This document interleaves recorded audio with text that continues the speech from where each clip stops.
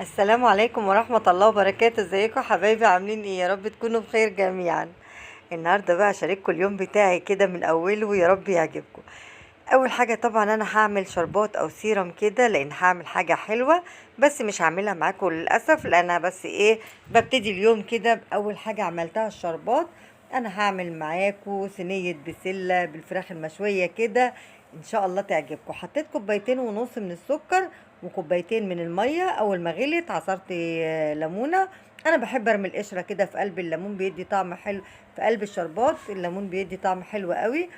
اول ما بيغلي كده لقيت ريمة فيه، شلتها. هروح حاطه نقطة فانيليا وخمس دقايق واطفي عليه. بس هنا جبت الكبة بتاعتي بقى كده، وطلعت بصلتين حلوين عشان اتبل الفراخ. هعمل التتبيلة بتاعت الفراخ كده، تتبيلة الفراخ المشوية عادي خالص.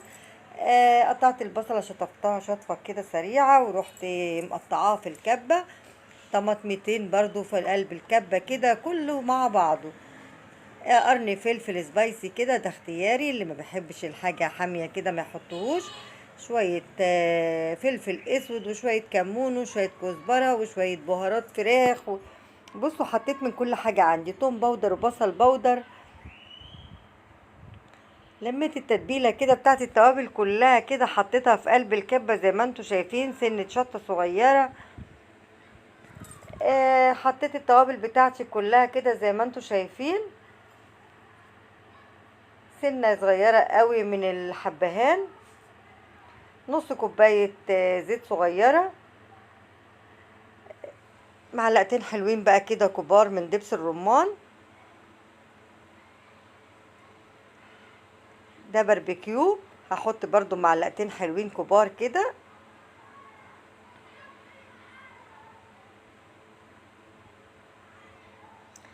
بس هنا حطيت الخليط بتاعي كله كده زي ما انتوا شايفين. هظبط الملح بتاعي. ظبطنا الملح، عملنا بقى التتبيله الحلوه ديت عشان خاطر نتبل بيها الفراخ، اللي المفروض ان انا حشويها، بس انا مش حشويها لوحديها، انا حشويها فوق صينيه البسله. بس كده يا حبايبي، دي تكه حلوه بقى كده، افرمها كويس قوي عشان لما اجي اتبل بيها الفراخ تبقى سايبه كده وما فيهاش بصل سياح كده، عشان الفراخ تشرب منها. بعد ما ضربتها بقى كده زي ما انتوا شايفين، جبت الفراخ بتاعتي، هبتدي احز فيها بقى كده كام فتحه كده عشان خاطر تشرب من التتبيله بتاعتنا. بحز الفراخ كده. خلص بقى الكميه كلها كده زي ما انتوا شايفين، بقطعها كلها، يعني بحديها حز بس كده عشان التتبيله تتشرب فيها. بس هنا قطعت الفراخ كلها زي ما انتوا شايفين كده، اديتها حزه. هحط الخلطه بقى بتاعتي كده. مش عارفه انا ليه ما حطيتش في حاجه واسعه شويه، يعني ما بحبش اوسخ مواعين كتيره كده وانا بشتغل. الطبق اللي كان فيه الفراخ هو اللي انا عملت فيه، لان انا كنت طبعا غسلاها كويس ومصفياها. فرحت متبله على طول بقى، بمسك التتبيله بتاعتنا كده، بتبل بيها الفراخ كلها. بحط في الفتحات اللي انا عاملاها ديت، احط بقيه الخلطه بتاعتي، وبركنها بقى كده حوالي ساعة في التلاجة تتشرب بقى، ساعة ساعتين. انا بصراحة ركنتها ساعة، لان انا كنت مستعجلة. عقبال عندكم يا ربي. النهاردة بقى كان ابني في اليوم دوت جاي من العمرة، وانا عايزة اخلص بسرعة، وكان في عيد ميلادي وعمل لي مفاجأة برضو، جاب لي تورتية وهو جاي، ربنا يسعده يا رب. زي ما انتم شايفين كده، قطعت البصل. غسلته كده غسله حلوه، شطفته طبعا، انا بحب اشطف البصل قبل ما بقطعه. قطعته حلق كده زي ما انتم شايفين. وعندي كيس بسله متفرز في الفريزر كده، طلعته. حطيت بصلتين حلوين كبار كده في الصينيه. وانا مش عايزه برضو طماطم كتير، انا هاخد طماطمتين اتنين بس كده، يعني مش عايزه طماطم كتير بصراحه، لان انا بحب البسله فاتحه.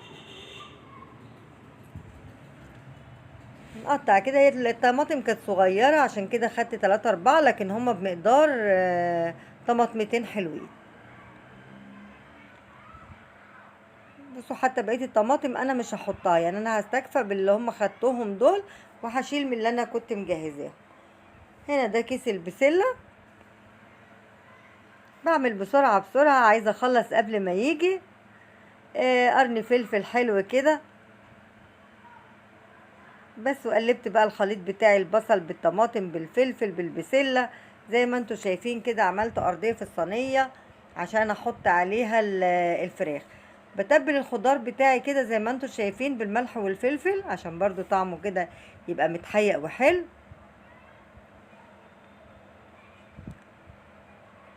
بقلب الخضار بقى كله كده مع بعضه. ممكن نعمل الخضار ده بدل البسلة، ممكن نعمل بطاطس، ممكن نعمل فاصوليا خضراء، يعني دي حريتك بقى في اللي انت كان المفروض احط جزرايه بس بصراحة ما كانش عندي جزر.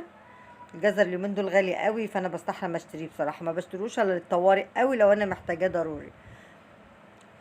بس كده برص الفراخ بتاعتنا في قلب الصينية. الصينية دي بصراحة انا عاملاها عشان مرات ابني بتحبها جدا من ايدي، وفرحت جدا جدا لما جت لقيتني عاملاها لها، وقالت لي الله يا طنط انا بحب الصينيه دي قوي من ايديكي. بتقولي فعلا كانت صينيه البسله دي وحشاني.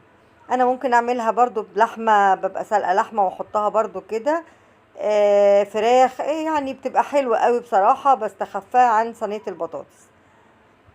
بس دي الصينيه بتاعتنا اهي، بمسحها بقى كده عشان لما ادخلها الفرن ما تتحرقش.